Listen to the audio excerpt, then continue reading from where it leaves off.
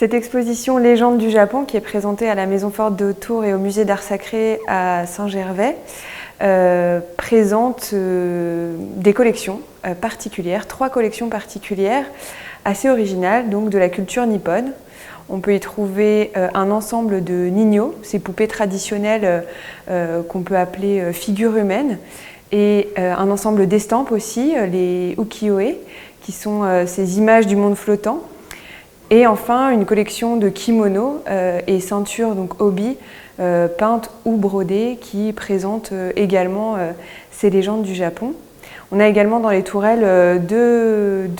diaporamas photographiques d'une autre collection particulière, des photographies du 19e qui nous plongent aussi dans cette ambiance nippone. L'exposition Légendes du Japon a vu le jour à Saint-Gervais grâce à une collaboration avec ses collectionneurs privés, et notamment Anne de Pigny qui collectionne les poupées ninyo et qui a collaboré avec de nombreux musées pour présenter ses collections. Elle a vraiment à cœur de partager et de faire découvrir cette culture, et ayant vécu elle-même plusieurs années en Asie, et étant fascinée par ce monde, elle s'est donc associée à 2 autres collectionneurs, Anita Henry qui a ses collections de kimonos et Sylvain Révolon qui collectionne lui des estampes japonaises. Et c'est grâce à leur collaboration donc, que cette exposition a pu voir le jour à Saint-Gervais. Alors ces ninyo, ces poupées traditionnelles, ne sont pas des poupées comme on l'entend nous en Occident, ce ne sont pas des jouets, c'est plutôt des cadeaux qu'on offre pour des naissances ou à l'occasion de fêtes traditionnelles, notamment Inamatsuri, qui est la fête destinée aux petites filles qui a lieu tous les 3 mars, ou Tango no Seku, qui est pour les petits garçons, qui a lieu là le 5 mai. Et on offre ça plutôt comme en guise de talisman ou de porte-bonheur, ou pour rejeter le mauvais sort. Elles sont aussi offertes dans le cadre de rencontres et de cadeaux diplomatiques, notamment Jacques Chirac en avait eu lors de sa présidence. Et alors elles sont assez incroyables et fascinantes, ces ninyo, parce qu'elles nous présentent en fait toute une culture, que ce soit des personnages historiques, des shoguns ou des empereurs, mais aussi d'autres plus légendaires,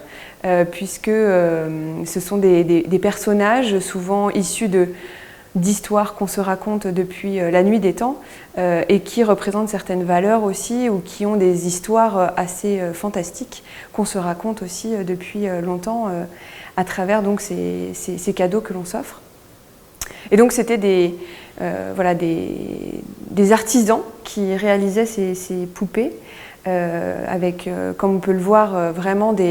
une qualité exceptionnelle, que ce soit dans les textiles, la soie qui est utilisée, ou même dans la peinture, le gofun qui est cette technique pour peindre les visages et les carnations avec de la poudre de coquillage. L'expression aussi des visages de ces personnages sont assez fascinantes. Et donc on en a aussi, il y a toute une histoire aussi sur les tailles qu'elles peuvent avoir, puisque on va dire sous l'ère d'Edo, qui est la principale ère sous laquelle elles ont été réalisées, on va dire que la dimension des ninyo correspond à la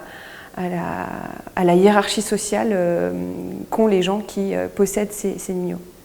Alors ces ninyo ont été réalisés donc principalement sous l'ère d'Edo, qu'on situe entre nous, sous notre calendrier, entre 1600 et 1867. Donc c'est l'ère dans laquelle le shogunat va s'installer à Edo, qui est aujourd'hui Tokyo, pour aller à l'encontre en fait, de ce qui était Kyoto, où était installé l'empire et la dynastie. Et c'est sous cette ère que vraiment vont se développer les arts, le divertissement, parce qu'on est dans une période un peu plus de paix au Japon, et donc vraiment ces artistes et ces artisans vont pouvoir s'exprimer. Il y a une culture très importante qui se développe. Les estampes donc, de la collection de Sylvain Révolon sont assez particulières. On a souvent l'imaginaire, en mémoire, les représentations de paysages et de montagnes, notamment du mont Fuji, qu'on retrouve bien sûr beaucoup dans ces estampes, mais plutôt en arrière-plan. Sur ces estampes-là, vous avez essentiellement des figures humaines, des personnages qui sont représentés, qui sont soit des acteurs du théâtre de Kabuki ou du théâtre No, ce théâtre japonais, des courtisanes ou même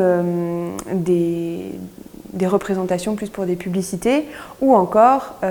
des figures, ces figures légendaires qu'on associe aussi et qu'on retrouve dans les poupées Nino. Donc c'est vraiment toute cette histoire et